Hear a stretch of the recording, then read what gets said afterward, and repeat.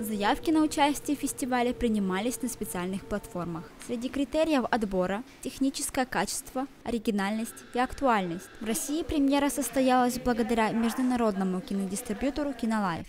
Компания специализируется на короткометражных фильмах и фестивалях.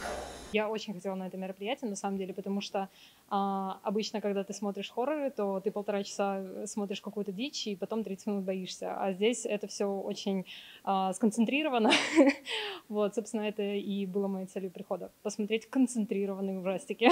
Главная цель фестиваля – популяризация качественного короткометражного кино в жанре хоррор. Всего в программу вошло 10 картин кинематографистов Польши, Испании, Франции, Великобритании, Бразилии и Италии. Общий хронометраж фильмов чуть больше 2 часов. Он называется «Baby My Baby». А мне что-то так его атмосфера, стилистика так понравилась, и цветокоррекция, все такое желтое. Наверное, потому что за окном так холодно и сыро и противно, что желтый цвет просто...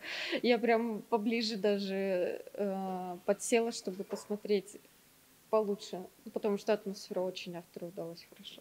Подробную информацию про этот и другие фестивали можно узнать в группе ВКонтакте Кинолайф World или на сайте kinolifeworld.com. Виктория Канева, Злата Курашова, учебное телевидение СГУ.